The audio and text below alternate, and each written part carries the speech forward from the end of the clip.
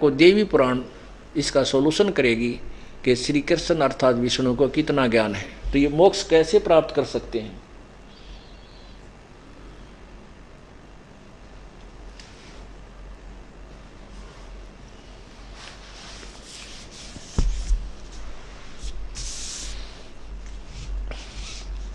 ये देखिएगा श्रीमद् देवी भागवत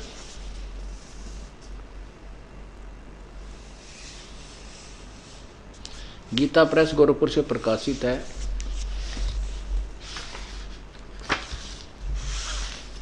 इसके संपादक कौन है?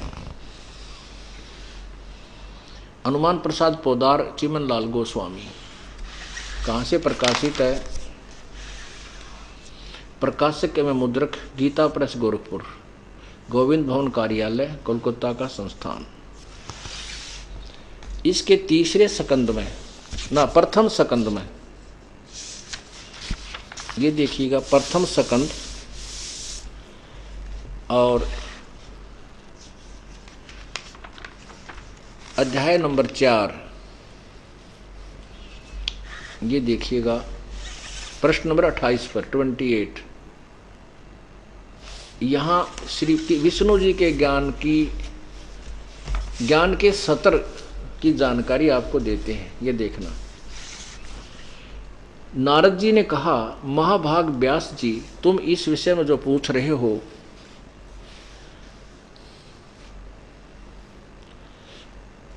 यही प्रश्न मेरे पिताजी ने भगवान श्री हरि यानी विष्णु जी से किया था।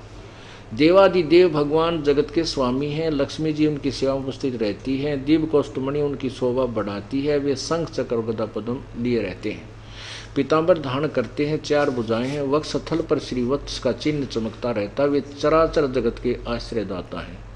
जगत गुरु ऐसे देवताओं के भी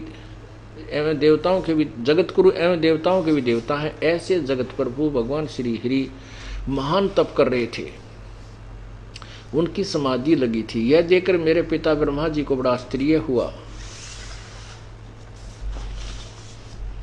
अतः उन्होंने उनसे जानने की इच्छा प्रकट की। ब्रह्मा जी ने पूछा, प्रभु आप देवताओं के अध्यक्ष, जगत के स्वामी, भूत भविष्य एवं वर्तमान सभी जीवों के एकमात्र शासक हैं। भगवान फिर आप क्यों तपस्या कर रहे हैं और किस देवता की आराधना में ध्यान मगन है? मुझे असीम आश्चर्य हो रहा है कि आप देवेश्वर एवं सारे संसार के शासक होते हुए भी समाधि लगाए बैठे हैं। ब्रह्मा जी के विनीत वचन सुनकर भगवान श्री हरि अर्थात विष्णु जी, ये पहला सकंद चला, श्री हरि यानी विष्णु जी ने उनसे कहा, ब्रह्मन सावधान होकर सुनो, मैं अपने मन का विचार व्यक्त करता हूँ। देवता दानव मानव सब यही जानते हैं कि तुम सृष्टि करते हो, मैं पालन करता हूँ और संकर संहार किया करते हैं, किंतु फिर भी वेद के पारगामी पुरुष अपनी युक्ति से यह सिद्ध करते हैं कि रचने पालने और संहार करने की यह योग्यता जो हमें मिली है उसकी अधिष्ठात्री देवी शक्ति देवी है या दुर्गा है। वे कहते हैं कि संसार की सृष्टि करने के लिए तुम में राजसी शक्ति का संचार हुआ है, मुझे सात्विक शक्ति मिली है और रुद्र में तामसी शक्ति का आविर्भाव हुआ है। उस शक्ति के अभाव में तुम इस संसार की सृष्टि नहीं कर सकते, मैं पालन करने में सफल नहीं हो सकता और रुद्र से संहार कार्य होना भी संभव नहीं। ब्रह्मा जी, हम सभी उस शक्ति के सहारे ही अपने कार्यों में सदा सफल होते आए हैं। सुवर्त प्रत्यक्ष और परोक्ष दोनों उदाहरण मैं तुम्हारे सामने रखता हूँ, सुनो। यह निश्चित है कि उस शक्ति के अधीन होकर मैं प्रलय काल में इस शेषनाग की सैया पर सोता और सृष्टि करने का अवसर पाते ही जाग जाता हूँ। मैं सदा तप करने में लगा रहता हूँ। उस शक्ति के शासन से मैं कभी मुक्त नहीं रह सकता। कभी अवसर मिला तो लक्ष्मी के साथ सुखपूर्वक समय बिताने का सौभाग्य प्राप्त होता है। मैं कभी तो दानों के साथ युद्ध करता हूँ। अखिल जगत को भय पहुँचाने वाले दैत्यों का विकराल शरीरों को शांत करना मेरा परम कर्तव्य है। यहाँ देखो फिर 29 पृष्ठ के इसी पे, मुझे इस प्रकार शक्ति यानी दुर्गा के शक्ति के अधीन होकर रहना पड़ता है। उन्हीं भगवती शक्ति का मैं निरंतर ध्यान किया करता हूँ। ब्रह्मा जी, मेरी जानकारी में इन भगवती शक्ति से बढ़कर दूसरे कोई देवता नहीं है। जय हो विष्णु जी की। अपने आत्मा इनको जगत गुरु लिखा है, भूत भविष्य के जानने वाला लिखा है। और देखो, और ये दुर्गा कहती है कि वो परमात्मा तो कोई और ही है।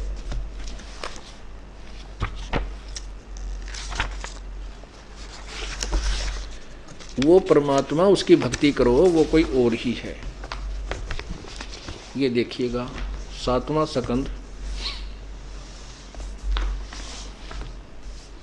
पृष्ठ 562।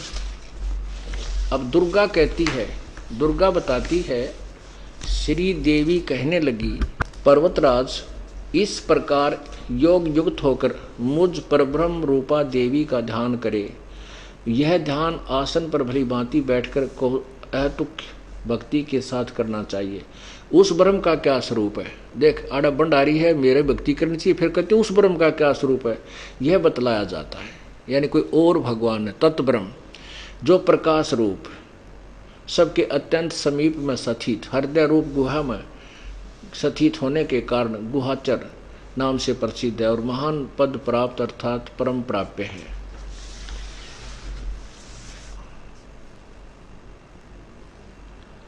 यहाँ पर प्राप्य है, प्रजा के ज्ञान से, वह समस्त प्रजा के ज्ञान से परे अर्थात किसी की बुद्धि में आने वाला नहीं है, यह तुम जानो। जो परम प्रकाश रूप है, जो सूक्ष्म सति सूक्ष्म है, जिसमें संपूर्ण लोक और उन लोकों में निवास करने वाले प्राणी स्थित हैं, वह यह अक्षर ब्रह्म है और वही सबके प्राण है, वही सबकी वाणी है और वही सबके मन है।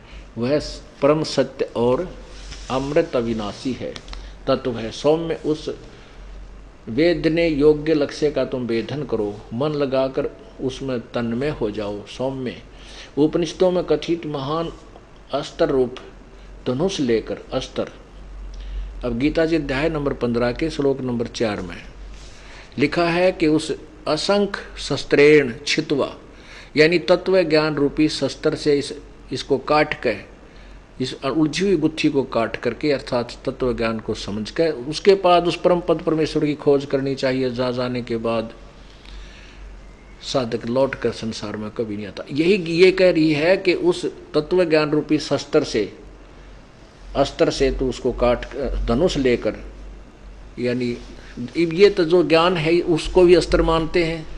ये कोई लकड़ी की तलवार बना रहा है, उसने भी तलवार ही कहते हैं, लेकिन वो तलवार तो अलग है जो वास्तविक है। ऐसे वो तत्व ज्ञान और वास्तविक विधि अन्य है। इन्होंने नकली डुप्लीकेट बना रखी है, वो भी लकड़ी की। अब देखो क्या कहा, सौम्य उपनिषदों में कथित महान अस्त्र रूप। अब उपनिषद पा गया था, उपनिषद इन्हें के द्वारा घड़े हुए इन ऋषियों के, जिन्हें क्या है का बिना बेरा, अस्त्र रूप धनुष लेकर उस पर उपासना द्वारा तीक्ष्ण किया हुआ बाण संधान करो और फिर भावनागत चित्त से, भावनागत चित्त से के द्वारा उस वाणी को खींचकर, वाण को खींचकर उस अक्षर रूप ब्रह्म को ही लक्ष्य बनाकर वेदन को, अर्थात उस परमात्मा को ही प्राप्त करने के लिए उद्देश्य रखो। और देखो परवण ओम धनुष है, आगे ना ठिकाने, ओम नाम इसका तीर है और जीवात्मा बाण है और ब्रह्म को उसका लक्ष्य कहा जाता है। आगे देखो, उस एकमात्र परमात्मा को ही जाने, दूसरी सब बातें छोड़ दे तो देवी कित रहेगी। ब्रह्मा जी ने कहा, ब्रह्मा विष्णु जी कह रहे हैं कि देवी तो बड़ा मत को देवता मानता ना, और देवी ने कहा भगवान तो कोई और है जिसकी पूजा कर उसी की करनी चाहिए और तेरे मन में नहीं आनी चाहिए। तभी विष्णु जी का के ज्ञान होगा। और विष्णु जी के बाद ये और देवता तो इससे और निम्न सतर के हैं, इनका के ज्ञान होगा। तो इसलिए परमात्मा बताते हैं ये ब्रह्मा विष्णु वेश भी वहां नहीं जा सके, उस परमात्मा की प्राप्ति नहीं कर सके।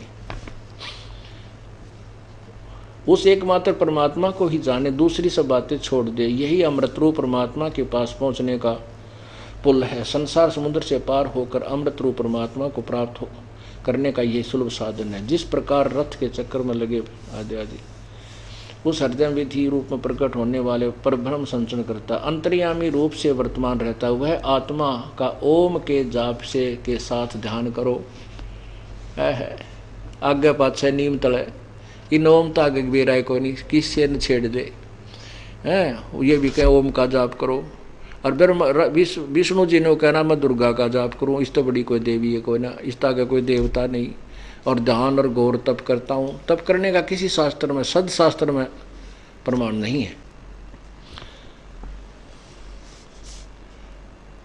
इससे अज्ञान में अंधकार से सर्वथा परे और संसार समुद्र से पार जो परब्रह्म है, ओहो, इससे अज्ञान में अंधकार से सर्वथा परे, संसार समुद्र से पार जो ब्रह्म है, यानी वो पूर्ण ब्रह्म के बारे में कह रही है और नाम बता रही है इस क्षर ब्रह्म का, उसको पा जाओगे तुम्हारा कल्याण हो। और फिर नो कहे वह परम, वह सबका आत्मा ब्रह्म, ब्रह्मलोक रूप दिव्य आकाश में स्थित है। देख कहाँ से ईट कहीं का रोड़ा और भानुमती ने कुणबा जोड़ा, वो है इनका ज्ञान, इन देवी का, ब्रह्मा विष्णु महेश का। इन्होंने कहा वो ब्रह्म जो है ना ब्रह्मलोक में बैठा है, ब्रह्मलोक में तो ये काल बैठा है, इस काल का ही ओम नाम जाप है। गीता जी अध्याय नंबर 17 के श्लोक 23 में कहा कि ओम तत्सत इति निर्देश ब्रह्म त्रिविध समर्थ है। उस पूर्ण परमात्मा सच्चिदानंद घन परमात्मा का था केवल ओम तत्सत, 3 मंत्र का जाप है। ओम तो केवल ब्रह्म तक का है। आगे देखो, धीर पुरुष, धीर पुरुष विज्ञान के द्वारा जो आनंद रूप अमृत अविनाशी ब्रह्म सर्वत्र प्रकाशित है उसको बड़ी भांति देख लेते हैं निराकार की तरह। फिर वो धीर पुरुष तत्वदर्शी संत ही उसको देखते हैं, ये सत्य है। उस कार्य कारण रूप पुरुषोत्तम को देख लेने पर इस जीव की हृदय की गांठ अविद्या छूट जाती है, यानी तत्व ज्ञान से परिचित हो जाता है, सारे संशय नष्ट हो जाते हैं और सब शुभ अशुभ कर्म अक्षीण हो जाते हैं। वह निर्मल और निष्कल ब्रह्म प्रकाश में प्रकोष्ठ दिव्य परम धाम में विराजित है।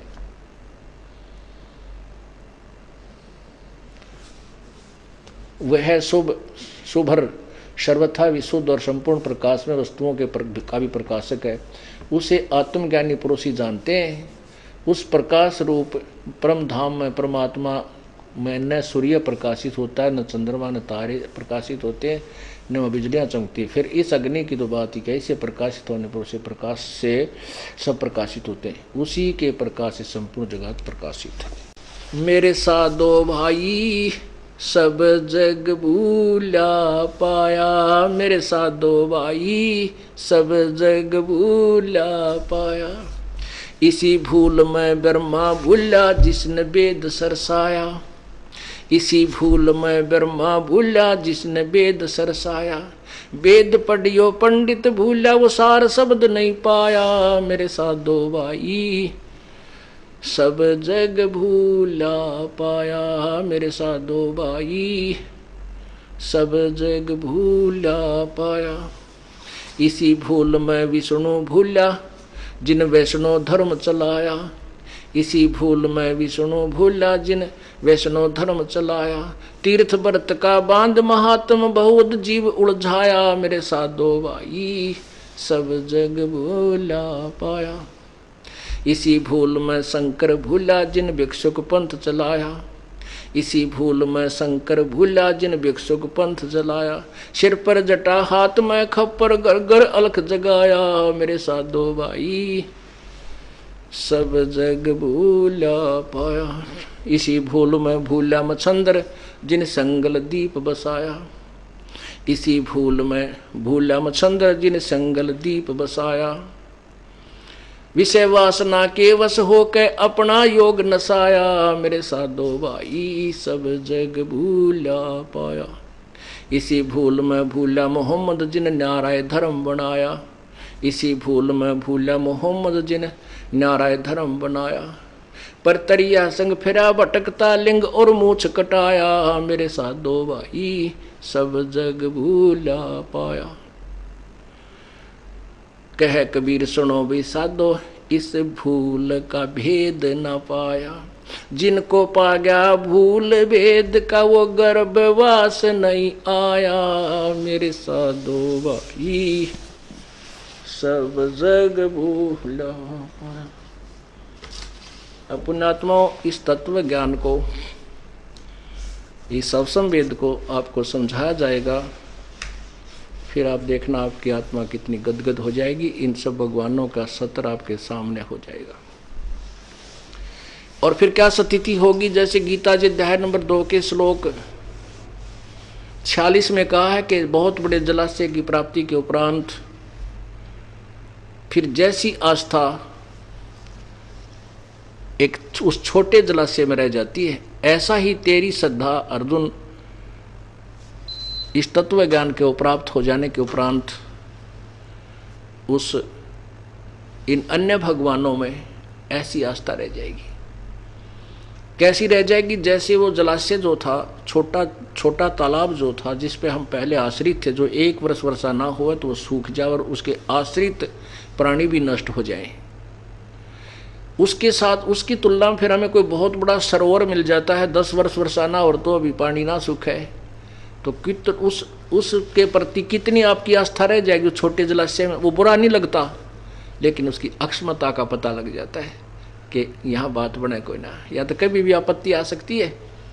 इसलिए उस जलाशय को ही टारगेट बनाया जाता है। इसलिए कहा है अर्जुन तू सर्वभाव से उस परमेश्वर की शरण में जा, जिसकी कृपा से तू परम शांति और शाश्वत स्थान सत्यलोक सदा रहने वाले लोक को प्राप्त हो जाएगा। बोलो सतगुरुदेव।